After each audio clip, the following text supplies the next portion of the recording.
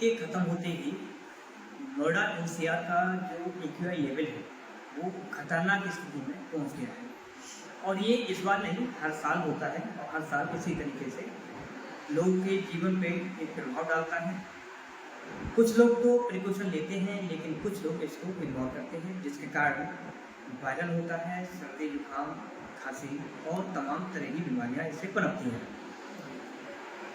हम मौजूद हैं एक्सपर्ट डॉक्टर मीरा पाठक के साथ। उनसे हम जानेंगे कि ये प्रदूषण जो है आम लोगों के जीवन पे किस तरीके से प्रभाव डालता है और क्या क्या प्रिकॉशन लेना चाहिए जो अस्थमा के रोगी हैं, सांस रोगी हैं या किसी भी चीज़ का उनका इलाज चल रहा है, तो वो किस तरीके से अपना इस प्रदूषण की स्थिति में अपना ख्याल रखें। मैम, सबसे पहले ये जो एक्यूआई लेवल का जो खतरनाक स्तर चल रहा है, अभी नोएडा एनसीआर की बात करें, जो आम लोग हैं, बहुत कम लोग होते हैं इसके प्रति सजग रहते हैं, लेकिन कुछ लोग होते हैं कि बहुत ज़्यादा इसमें इन्वॉल्व करके और सोचते हैं कि मैं अपने आप को इससे बचाऊँ, और लोग जागरूक भी होते हैं। लेकिन जो लोग अस्थमा से पीड़ित हैं, सांस रोगी हैं या फिर कोई किसी और चीज़ की दवा ले रहे हैं, मेडिसिन चल रही है, उनके लिए ये कितना खतरनाक है और वो किस तरीके से अपना ख्याल रखें। देखिए, एयर पोल्यूशन का इफेक्ट नॉर्मल पॉपुलेशन पे तो पड़ता ही है,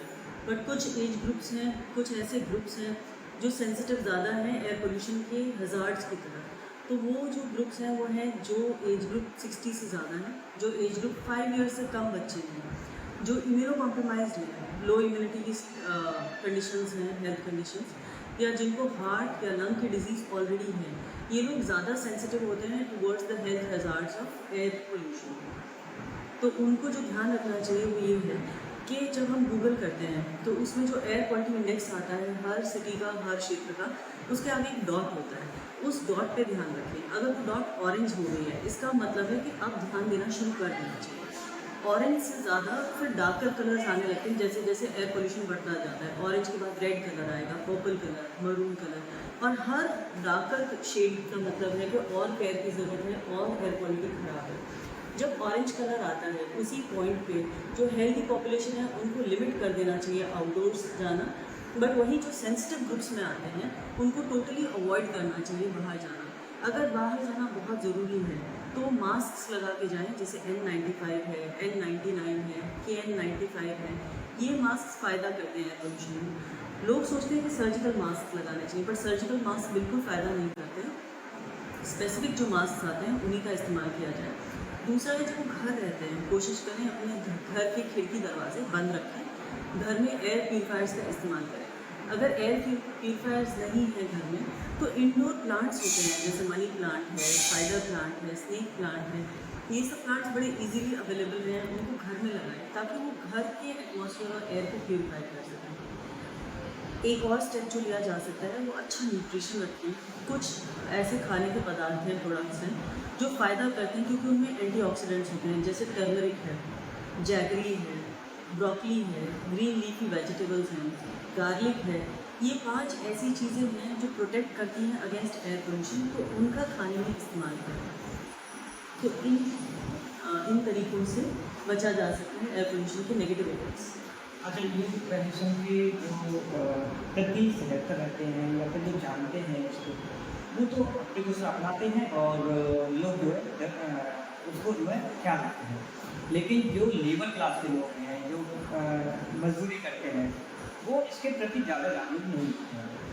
अगर हम उनकी बात करें तो जब वो बीमार पड़ते हैं, सर्दी, खांसी, जुकाम या फिर किसी भी तरीके की कुछ समस्या होती है, तब वो डॉक्टर की तरफ रुख करते हैं, अस्पतालों की तरफ रुख करते हैं।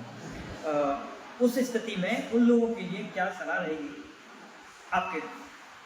देखिए, जो लेबर क्लास है वो अपने घर के अंदर एयर पोल्यूशन थोड़ा कम इस तरह से कर सकता है कि स्मोक ना हो घर के अंदर। जैसे अब ठंड शुरू होगी तो लोग जनरली आग जलाने लग जाएंगे, चूल्हों का जब इस्तेमाल कर रहे हैं, तो घर में अगर ये स्मोक की सिचुएशंस क्रिएट हो रही हैं, चूल्हा यूज़ हो रहा है, तो अपना खिड़की खोलें ताकि वो चूल्हे की एयर बाहर चली जाए, नया एक्स्ट्रा एडिशनल एयर पोल्यूशन ना हो। सेकेंड ये होता है कि अपने घर के आसपास पानी का छिड़काव करें ताकि डस्ट ना फैले, डस्ट के फैलने से भी एयर पोल्यूशन बढ़ जाता है। तीसरा ये है कि अपने खाने पीने का ध्यान तो रखना ही चाहिए। फोर्थ है कि भाई लाइफस्टाइल चेंजेस बहुत ज़रूरी है। जैसे अगर वो टबैको खाते हैं या स्मोक करते हैं तो वो गिव अप करना उनके लिए बहुत फ़ायदेमंद होगा। मैम अगर हम अभी की बात करें तो हर दूसरे या तीसरे आदमी को आपको सर्दी खांसी जुकाम बुखार मिल ही जाएगा। तो ये क्या वाकई प्रदूषण के कारण होता है या फिर मौसम चेंज होता है उसके कारण होता है? अगर ये होता है तो जो लोग हैं पहले के मुकाबले और अभी के मुकाबले कितने अस्पतालों में संख्या बढ़ी है मरीजों की, उसकी बात करते हैं। ये तो सही बात है कि जैसे मौसम बदलता है तो चांसेस बढ़ जाते हैं वायरल इन्फेक्शन के। हम मान के चलते हैं कि भाई अक्टूबर नवंबर का टाइम है, मौसम बदलेगा, क्योंकि लोग थोड़े से लापरवाह होने लग जाते हैं। वो टाइम होता है जब एक्सपोजर बढ़ जाता है। पहली चीज़ तो ये है। दूसरी चीज़ ये है कि हाँ, एयर पोल्यूशन का ज़रूर इफ़ेक्ट पड़ता है। एयर पोल्यूशन की वजह से बॉडी की इम्यूनिटी लो हो जाती है, बॉडी के हार्मोन्स में स्ट्रेस हार्मोन्स का लेवल बढ़ जाता है। तो इन दो रीजंस की वजह से चांसेस बढ़ जाते हैं कि आदमी जल्दी कैच करता है वायरल इन्फेक्शंस को। तो वही रेस्पिरेटरी इन्फेक्शंस के होने के चांसेस बढ़ जाते हैं और उन्हीं रेस्पिरेटरी इन्फेक्शंस के कॉम्प्लिकेट होने के चांसेस भी बढ़ जाते हैं। तो इस टाइम पे केयर करना बहुत ज़रूरी है। एयर पोल्यूशन होने की वजह से वही वायरल इन्फेक्शंस जो होने होते हैं इस टाइम पे, सीजनल फ्लू जिसे कहा जाता है, वो बढ़ जाता है, उसके चांसेस बढ़ जाते हैं। अस्पतालों की बात करें तो इस आपके अस्पताल की बात करें या फिर दूसरे अस्पतालों की बात करें तो कितने मरीजों का इजाफा हुआ है, कितने लोग आ रहे हैं पहले के मुकाबले, परसेंटेज की बात करें? पहले के मुकाबले में परसेंटेज की बात करें तो ऐसे लोग, ऐसे मरीज़ बढ़ जाते हैं। 50% ऐसे लोग बढ़ जाते हैं जिनको आई की इन्फेक्शंस हैं। आई के इन्फेक्शंस भी एयर पोल्यूशन की वजह से होते हैं। 50% ऐसे लोग बढ़ जाते हैं, मतलब ट्वाइस दी अमाउंट। 50% ऐसे लोग बढ़ जाते हैं जिनको रेस्पिरेटरी डिसऑर्डर्स होते हैं, जिसको रेस्पिरेटरी इलनेसेस होती हैं। अस्थमा और हार्ट डिजीज़ के पेशेंट्स को भी इस टाइम पे कॉम्प्लिकेशंस होने लग जाते हैं। तो नंबर 2 to 3 टाइम्स ज़्यादा बढ़ जाता है। तो ये थी डॉक्टर मीरा पाठक जिनसे हमने बात की। तो उन्होंने बताया कि जो प्रदूषण के कारण हमारी इम्यूनिटी सिस्टम है वो लो हो जाता है और उसके कारण कई ऐसी बीमारियां हैं जो हमारे शरीर में पनपने लगती हैं। अगर हम पहले से इसका प्रिकॉशन नहीं लें या फिर हम इसके प्रति सजग ना हो तो ये एक गंभीर समस्या बन जाती है। डॉक्टर मीरा का कहना है कि सबसे पहले ज़रूरी है कि आप अपने आसपास का ख्याल रखें, वातावरण का ध्यान रखें। अगर आप जा रहे हैं तो सबसे पहले प्रिकॉशन अपनाएं ताकि आप इससे प्रदूषण वाले माहौल में अपने आप को बीमार ना देखें। मैं सुमित राजपूत, लोकल 18 नोएडा।